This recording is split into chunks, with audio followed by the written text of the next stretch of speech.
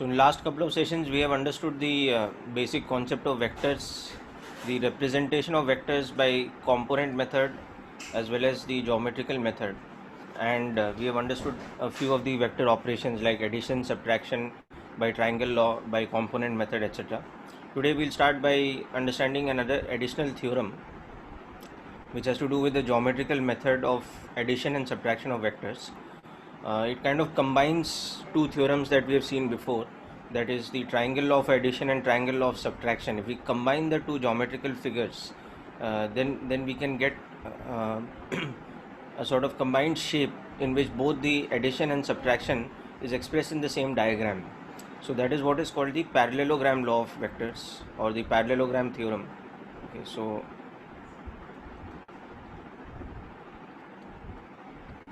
that's the next thing for us.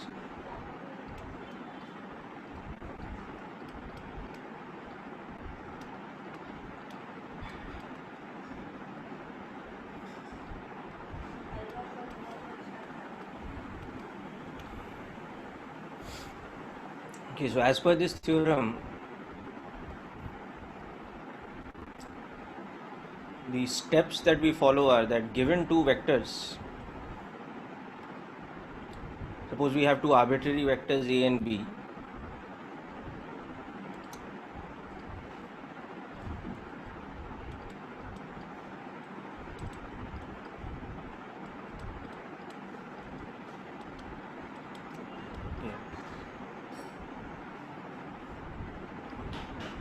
a parallelogram can be constructed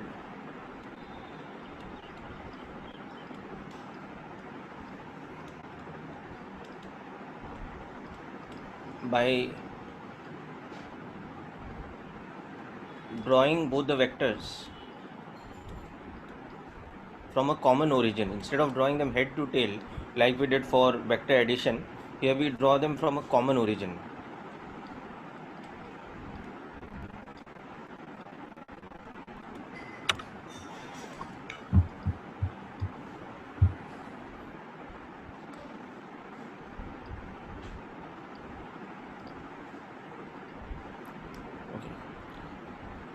As the adjacent sides of the parallelogram.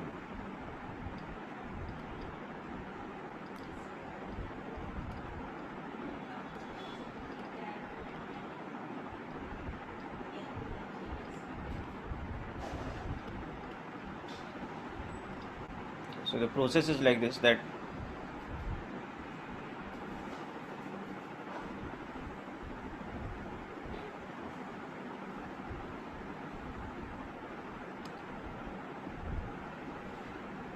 instead of drawing the vectors one after the other, what we do is we construct a parallelogram by first of all drawing the two vectors in concern from the common origin. Okay.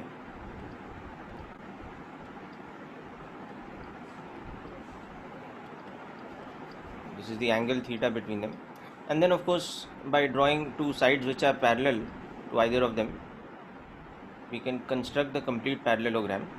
So in this parallelogram, you can see that the adjacent sides are vectors A and B. Okay. Both the pairs are adjacent sides because you can see that this line above is the same as the one below. So both the horizontal parallel lines, either of them can represent vector A, and both these diagonal parallel lines can represent the vector B. Okay. So now what happens is, in this parallelogram, the diagonals of this parallelogram respectively become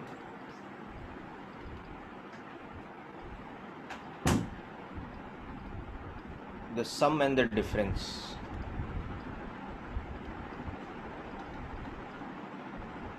of the two vectors.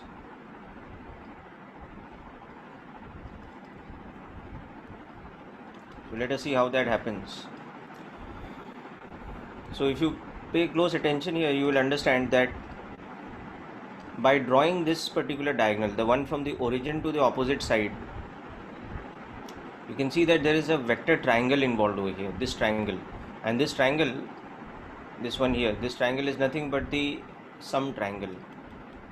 So this represents nothing but the vector sum a plus b, and this represents nothing but the angle alpha, which is the angle between the e plus b, or the resultant of the two vectors, and the vector e. Similarly, if I draw this second diagonal, the one which is not from the origin but from one vector's head to another vector's head, then we can show very easily that it will represent the difference. So this vector will now represent the difference of A and B, and this angle will represent the angle made by the difference with respect to the vector E. Okay. So the reason why this happens is that if you look very closely, for the sum we used to construct the triangle like this. Okay, and then this one here used to become A plus B. So you can see that this triangle is present within our parallelogram. When we construct the vector parallelogram,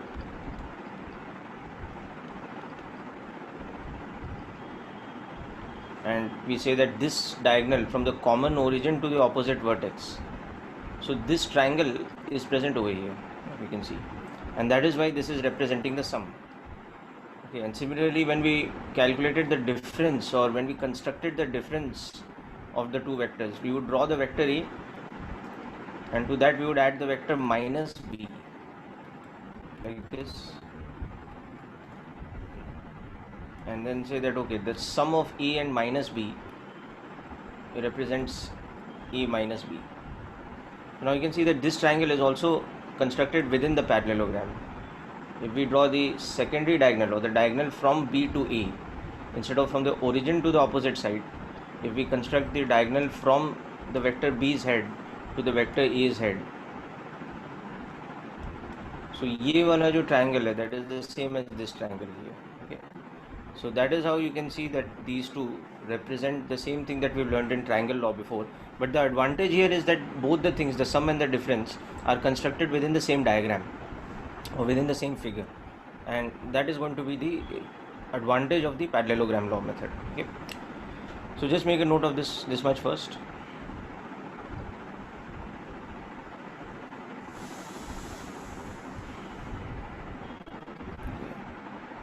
So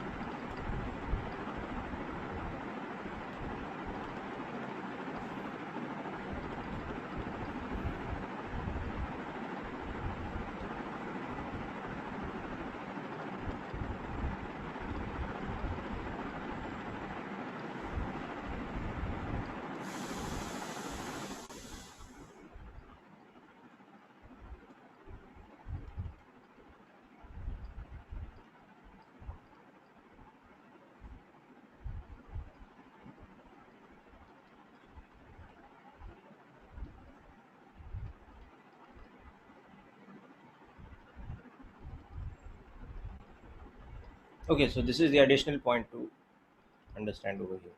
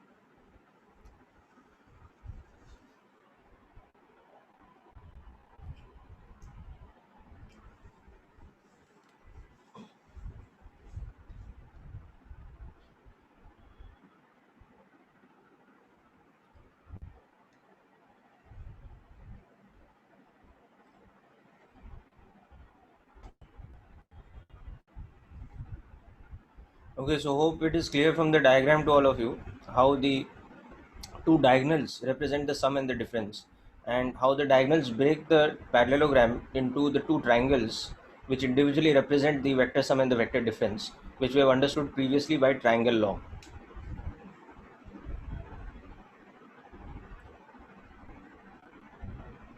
Okay, so naturally the next thing to understand here is that the formulae used are the same that we have seen from the triangle law. Okay.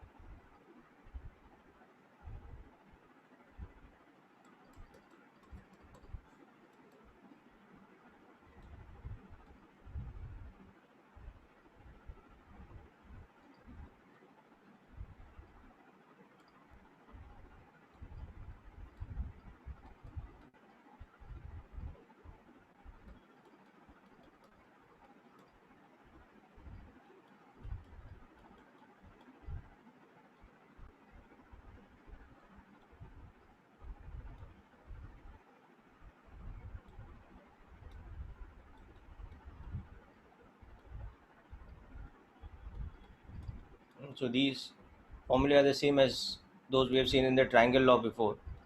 Magnitude of A plus B,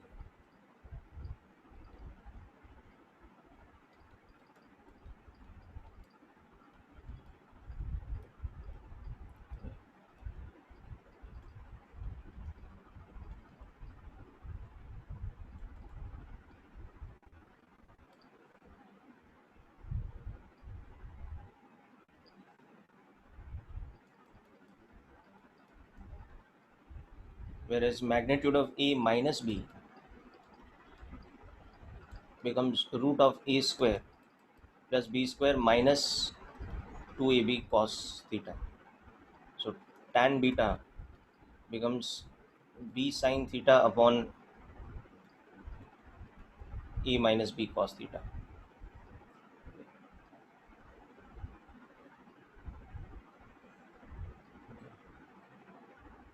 Now next, through this parallelogram figure, we will also learn to identify certain inequalities, that is the range of values of A plus B possible and the range of values of A minus B's magnitude possible, etc. And also certain special cases.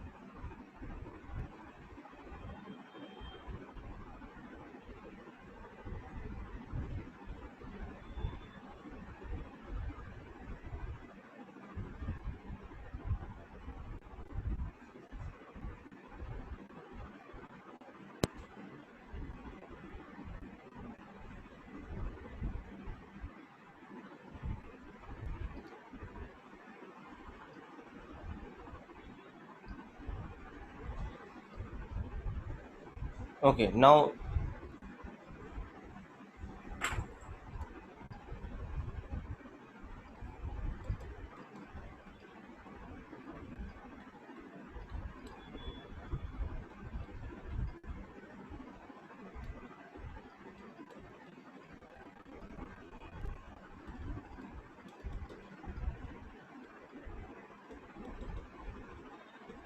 this thing next we will see.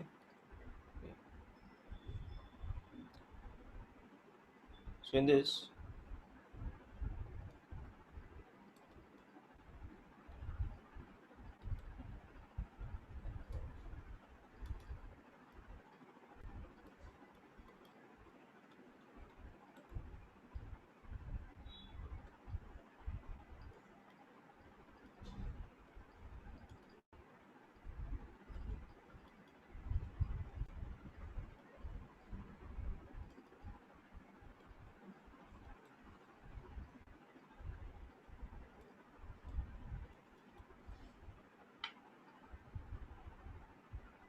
Okay.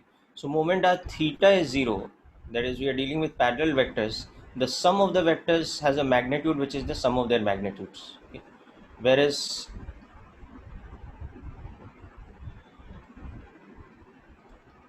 the difference of the vectors has a magnitude which is square root of this. Okay. So that is square root of a minus b whole square, that is a minus b. Okay. So mod of a minus b becomes the magnitude of their difference. Okay, it's important to put the mod because even if b has a larger magnitude than a, mod of a minus b cannot become a negative quantity. It has to remain a positive quantity. So we see the difference of their magnitudes, not the subtraction of their magnitudes. Okay, so that you can see it comes by directly substituting in this formula. Okay, so along with this, you can write down an example. If magnitude of a is 10 and magnitude of b is 15 and they are parallel vectors.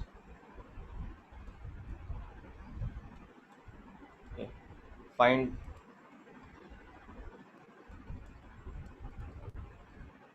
this and this. So you can see over here that parallel vectors means that theta is 0. So magnitude of a plus b will be sum of their magnitudes. So that will be 25. Whereas magnitude of a minus b, it will be magnitude of the difference. So it will not be minus 5, it will be 5.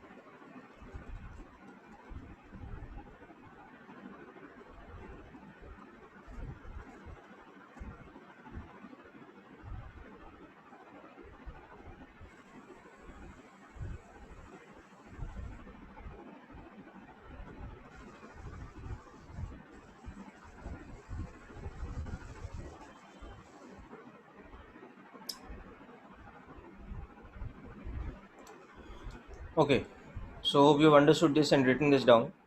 Now next case we'll see is when theta is 180 degrees, or we have what is called anti-parallel or opposite vectors.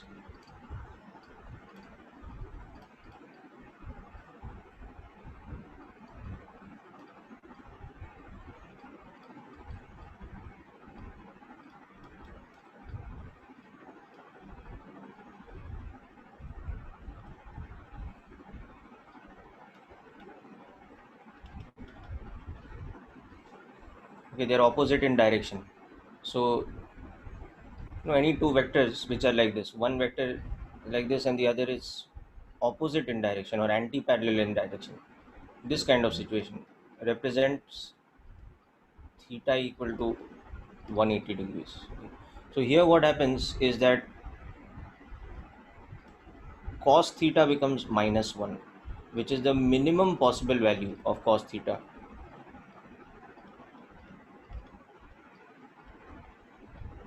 Okay. So E plus B's magnitude in fact now becomes square root of A minus B whole square. So E plus B's magnitude becomes the difference of their individual magnitudes. Okay. And similarly, we just substitute in the formula and you will understand that A minus B's magnitude becomes sum. Again, in the formula for A minus B, you put the value of cos theta as minus 1. So you'll get this. So the moment theta becomes 180, this happens.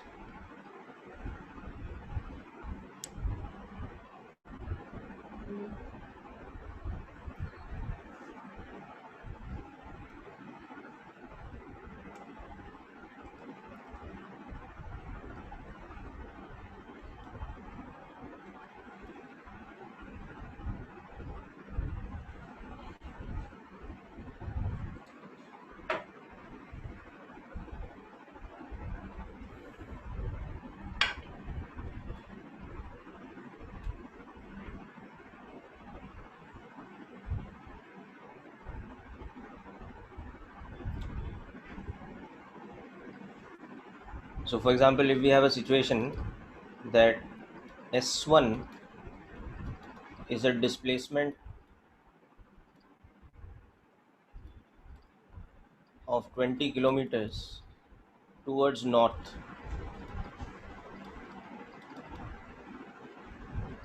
Okay. And S2 is a displacement of 18 kilometers towards south. Okay. And we want to find magnitude of S1 plus S2 and magnitude of S1 minus S2. So immediately here you can understand that one is towards north and the other is towards south, implies that they are anti-parallel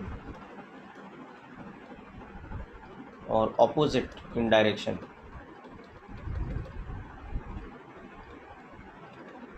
Okay. So theta is 180 degrees. So magnitude of S1 plus S2 will actually become the difference of their individual magnitudes, which will become 2 kilometers here. Whereas magnitude of S1 minus S2 will here become the sum of their individual magnitudes and that will become 38 kilometers. Okay. So these two special cases are very important to remember.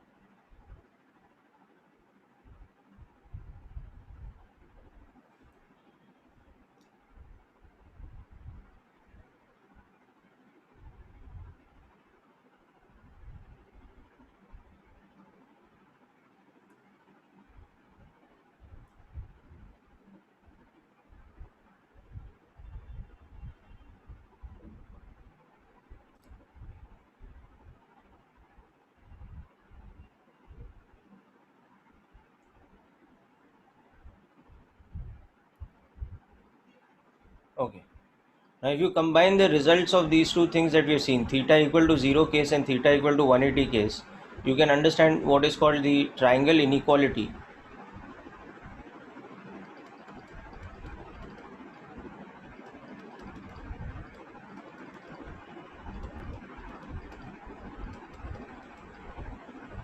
That is, for all theta, theta can be anything greater than equal to 0 and less than equal to 180 degrees.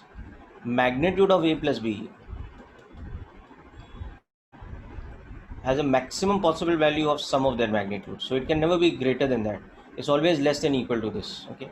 And similarly, magnitude of a plus b will have a minimum possible value of the difference of the two.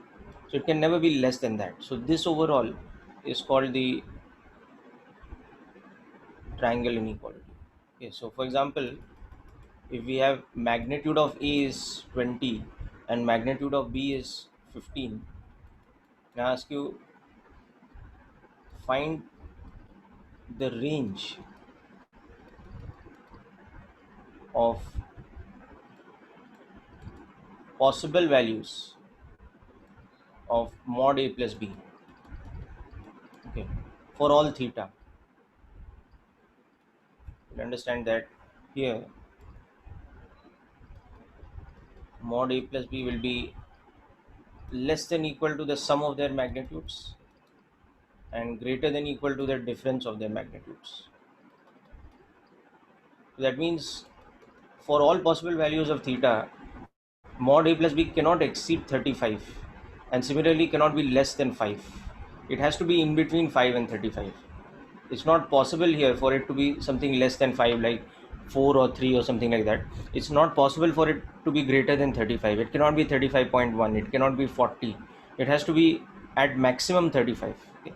So that is this, and this directly you can see comes from the above theorem that we see. And similarly, likewise, you can see that magnitude of a minus b also, okay, cannot exceed a plus b, okay, and cannot be this less than equal to this, okay. Only thing is that the situation in which this one reaches a maxima is when theta is, okay, this case occurs when theta is 180, whereas for this case occurs when theta is 0, okay. For this case occurs when theta is 0, whereas for this one, this case occurs when theta is 180. So it's a vice versa.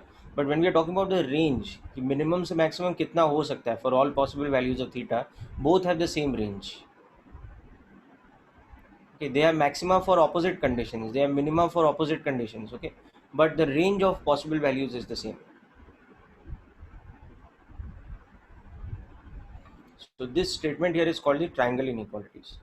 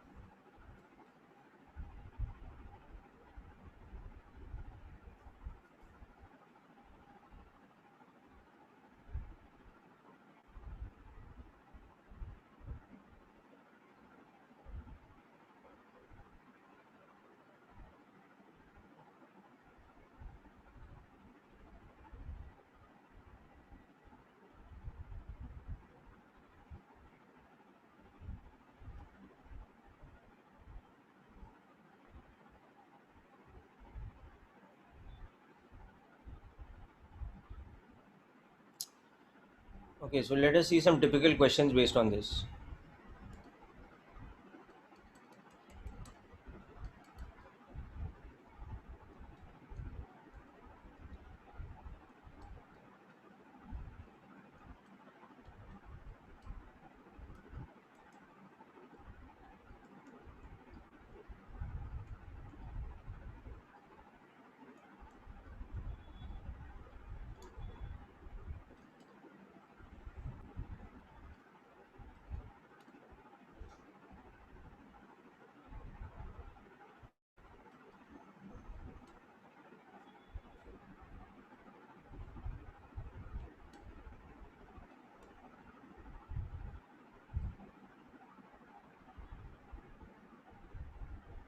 Okay. So just select the correct option.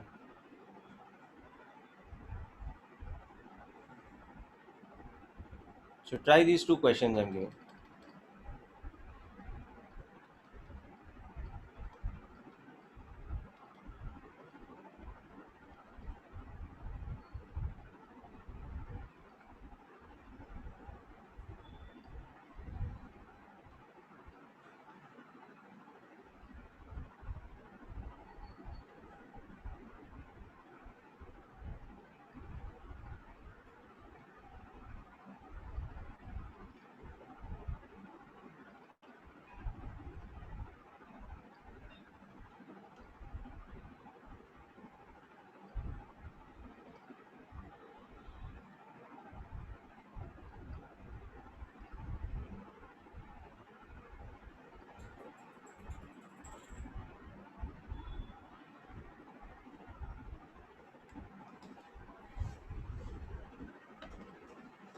So work these questions out and send me the answers, please. One of the four options A, B, C, D is correct in these. So please work it out which one is correct and send it to me on the text message.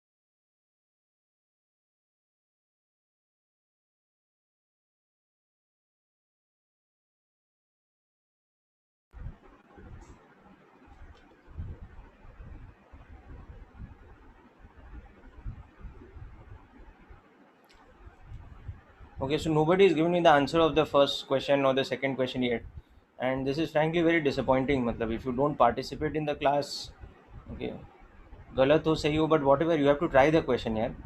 That it is not just a one-way thing that I'll be the only one speaking in the class. You have to participate by giving the answers of the questions. You have to try things out. So it's just based on the theorem. We have just written this theorem above, and you should have written it down in your notebook also. You can understand that this thing, it has a range of values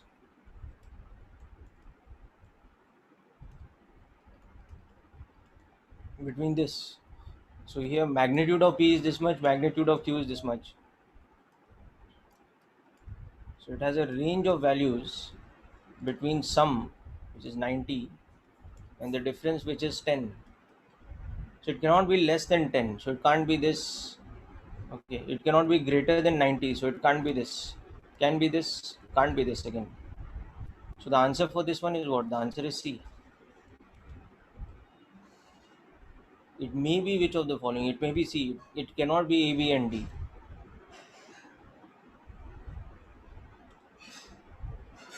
Now likewise calculate the answer for the second question.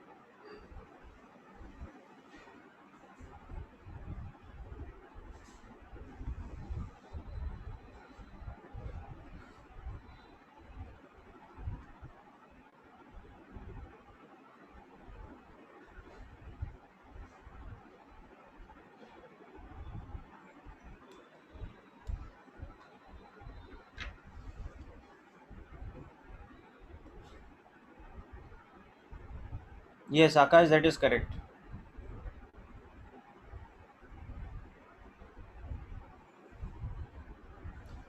Okay, at least one person has got the second question correct. Just waiting for answers from other people also.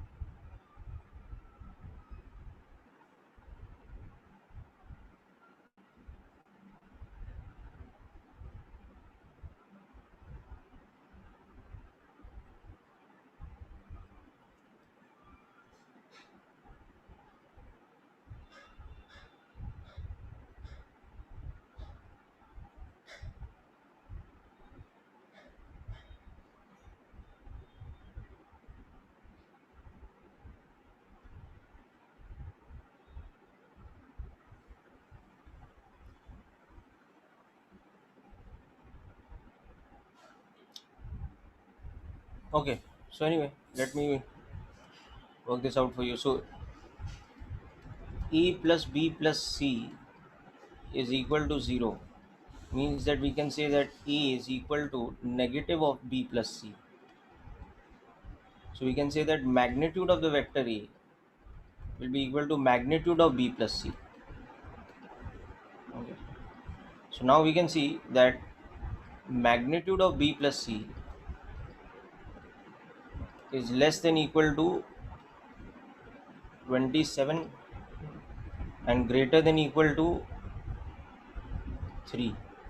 Okay, so that means over here that magnitude of A also cannot be larger than 27 and cannot be less than 3. So it cannot be less than 3, cannot be larger than 27, has to be between 3 and 27. So only D is possible. So the answer for this one is option D. So hope you have understood this. Please ask me if there is any doubt about these two questions. Both are based on the same principle, which is called the triangle inequality, which we've seen above.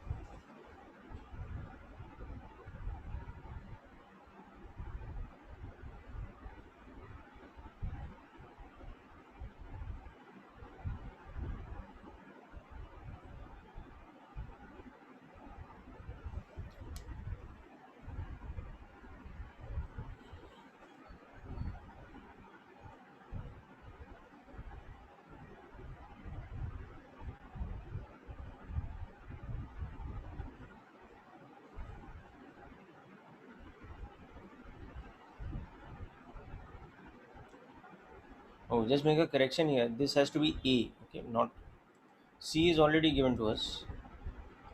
We have to find the magnitude of vector A instead of. So that is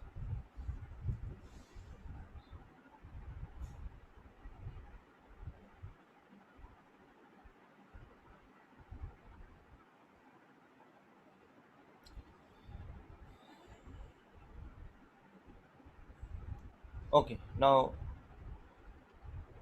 that was about parallelogram law. Now moving on to the next thing in vectors, we'll come back to component algebra, but now we'll understand.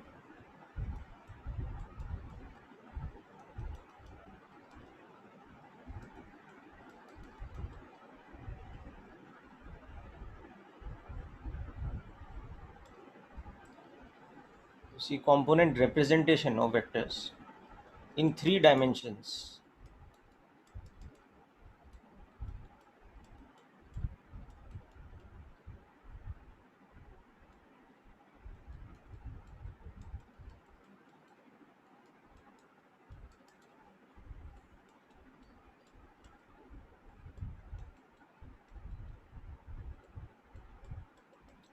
In three-dimensional system.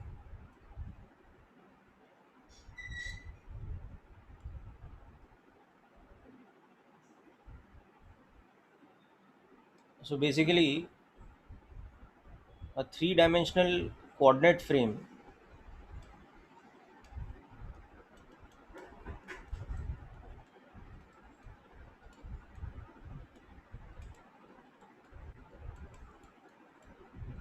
consists of three mutually perpendicular axes.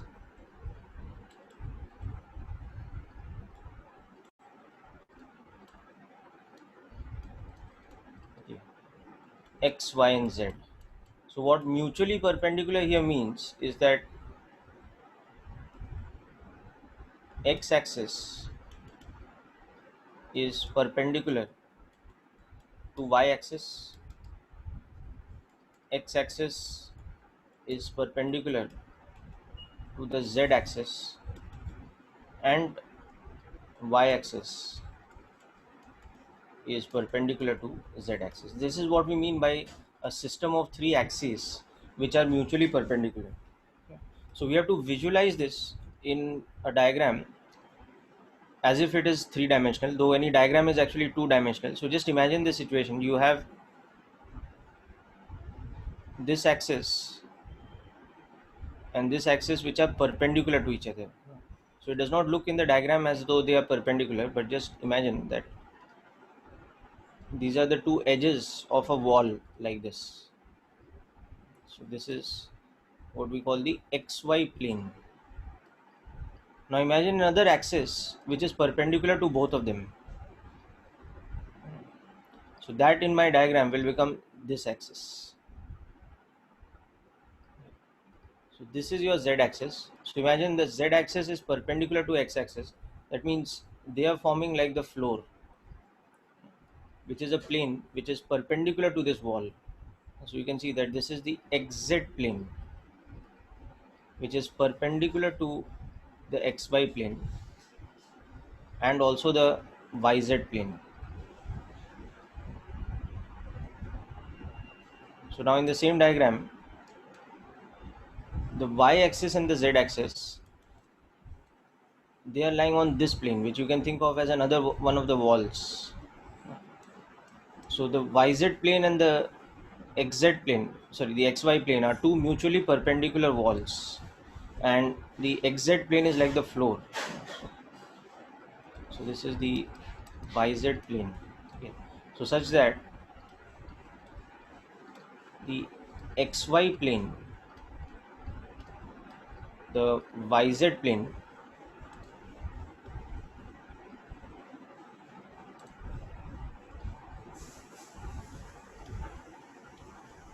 and the xz plane are mutually perpendicular planes. Okay.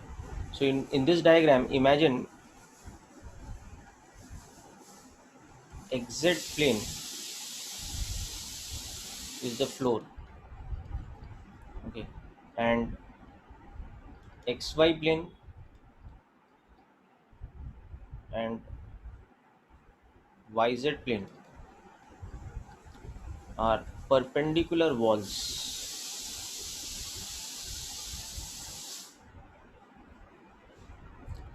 Okay, so that is how we have this kind of system of three mutually perpendicular axes.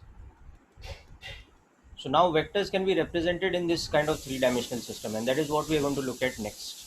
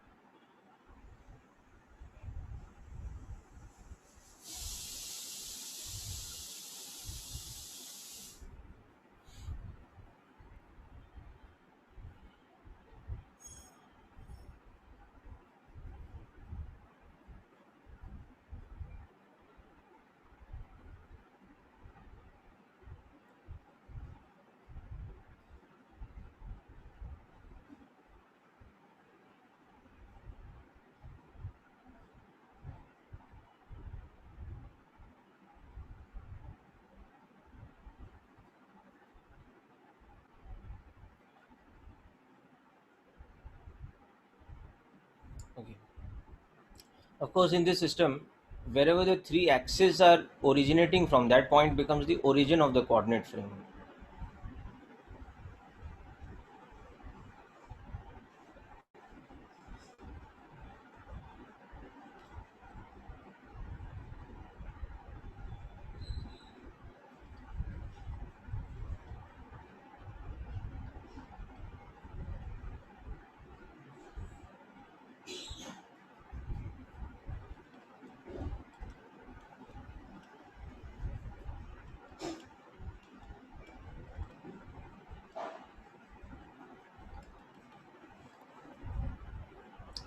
Okay, so now when we come to the vector notation,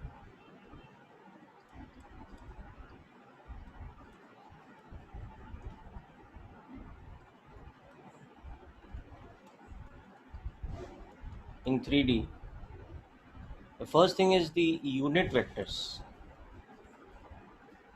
Okay. So I cap and j cap are, as we have seen before, it's a unit vector along the positive x direction, This one is the unit vector along the positive y direction.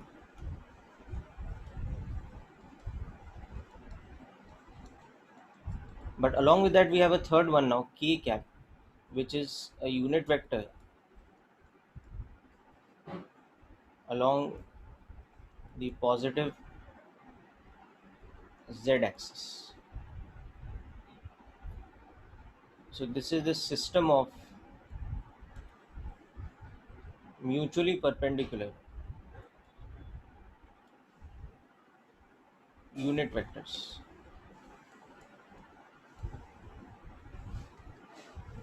I cap, j cap, and k cap.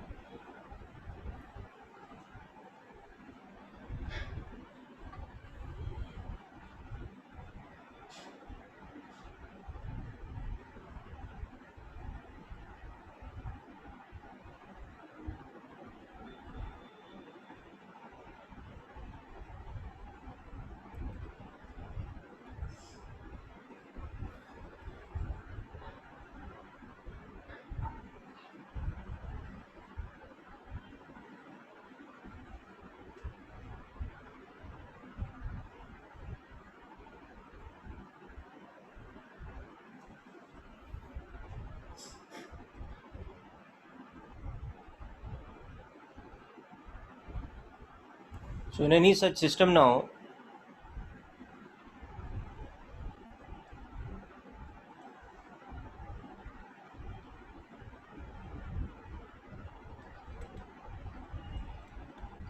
any vector E will be represented in this three-dimensional system as some x component to I cap plus some y component into j cap plus some z component into k cap. So here Ex, Ey and Ez, they are scalars, okay, which are called the x component, y component and the z component respectively of the vector E.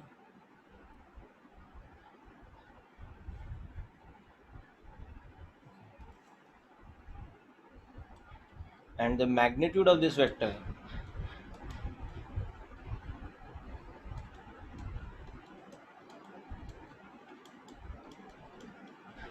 given by this.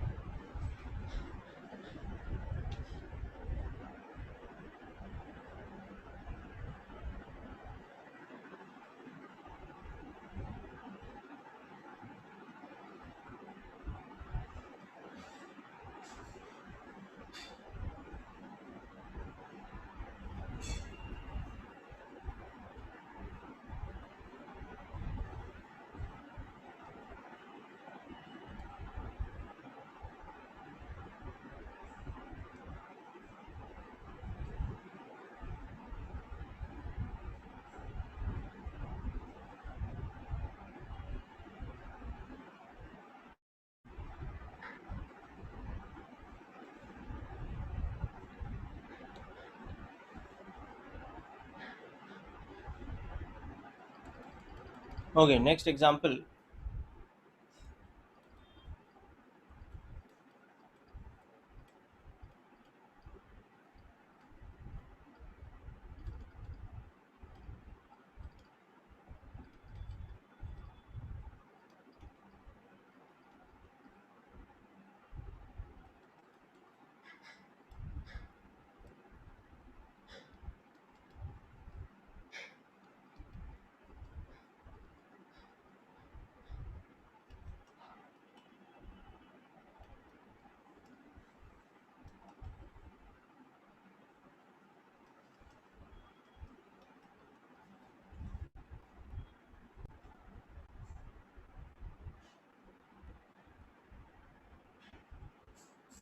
Okay, work these out and send me the answers quickly.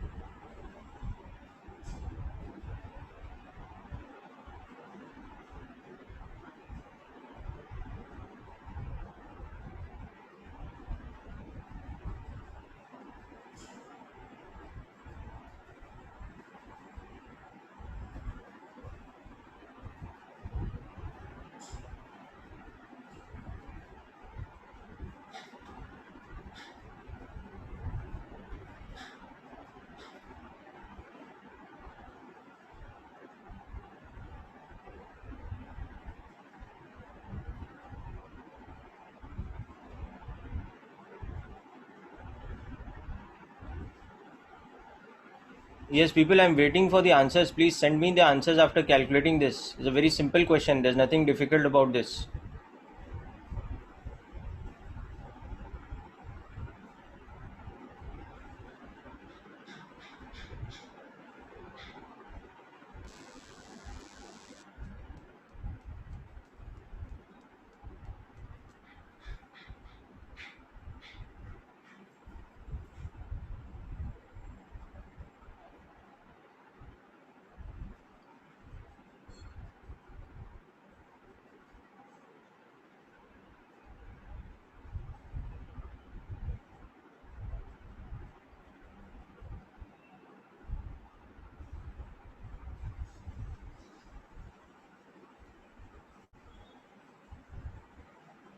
Yes, Akash, if you worked it out, just send me the answers.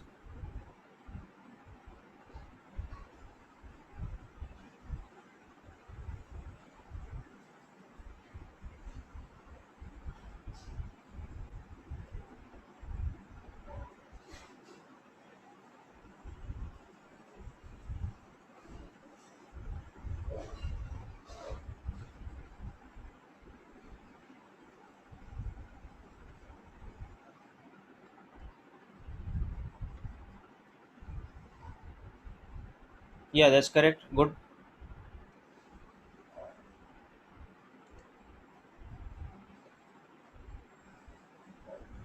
Yes, that's correct. So in this one, you will get magnitude of A as 3. That's correct. Yes, Akash, all three answers are correct for you.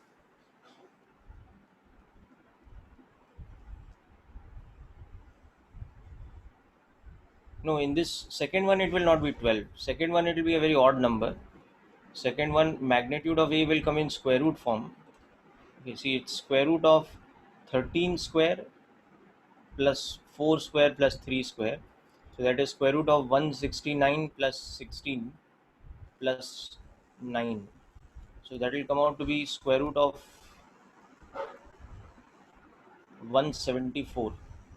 We'll have to leave it in square root form.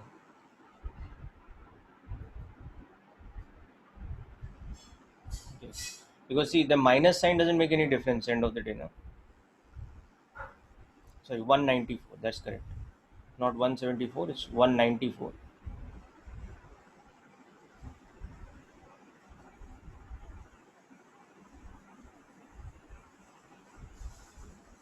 Correct. And third one is 9. That's correct. Okay. So very simple, nothing difficult about this. Okay.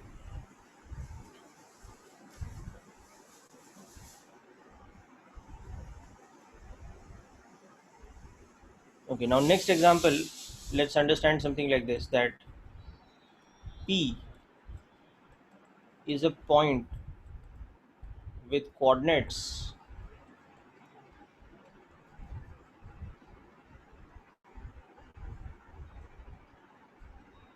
let us say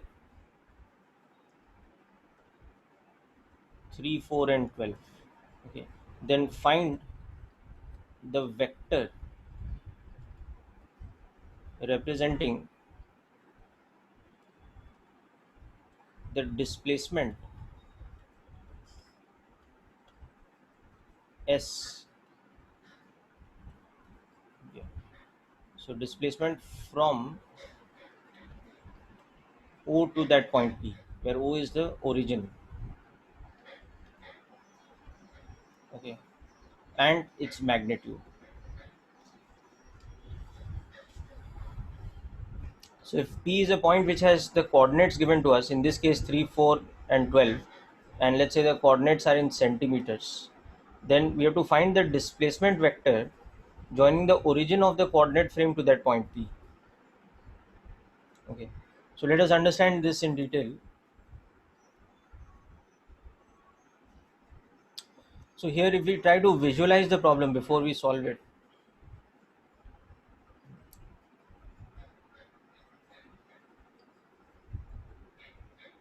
let's understand it in this way, that this is the origin of our coordinate system. These are the mutually perpendicular XYZ axis. Okay. Now before we get into that point P, let us think of one point E over here, which is at the point 3 on the x-axis, 0 and 0. Okay. Then let's think of another point B, which is on the y-axis, and let's think of another point C, let's say, which is on the z-axis. Okay. So now you can see that if you take a point, if you take a vector from O to A,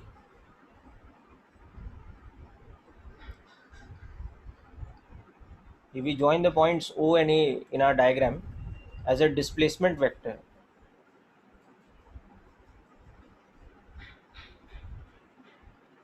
and write that as displacement S1. So S1 is this. So that is nothing but 3 I cap. Okay. Now similarly, if we write a displacement from O to B as the displacement vector S2,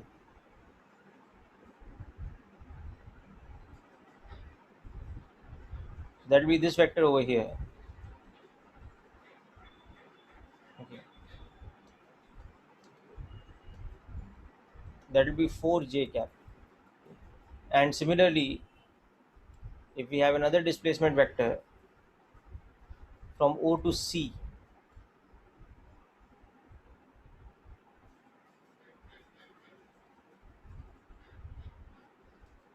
S3,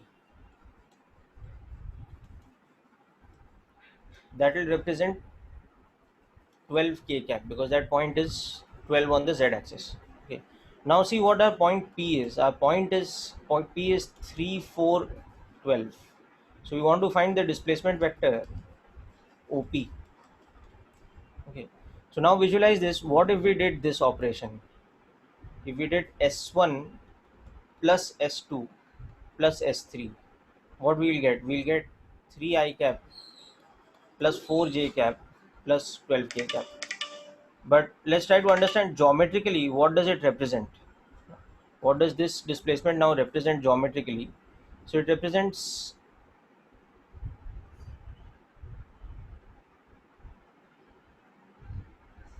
something like this.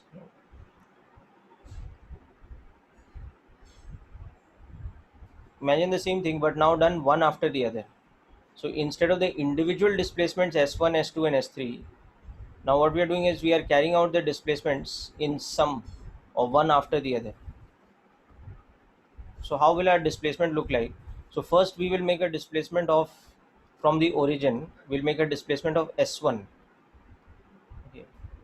So that will bring us to this point over here. After completing S1, we'll reach this point 3 comma 0 comma 0. Now from here we are making the second displacement S2. So that will mean that we'll go along the y-axis. See from the diagram above, the same displacement vector has been picked up here. So S2, on completing that we will reach this point here, which is having a y coordinate of 4 now.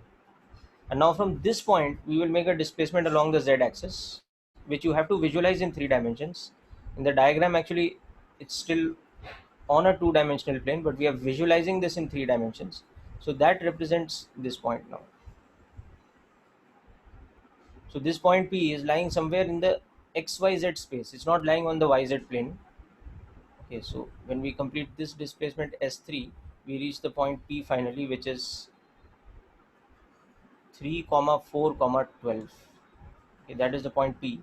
And the original vector that we're looking for, which is the sum of these three, is nothing but the vector joining the origin with the final position. Because as you know, displacement is defined as the vector from initial to final position. Okay. So this becomes our displacement S. So that is the displacement S, which is OP. So that displacement is nothing but 3i cap plus 4j cap plus 12k cap. And it has a magnitude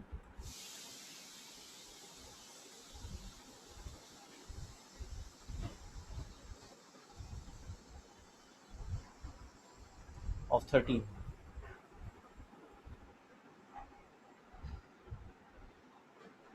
So it has a magnitude of 13, and as a vector it is given like this.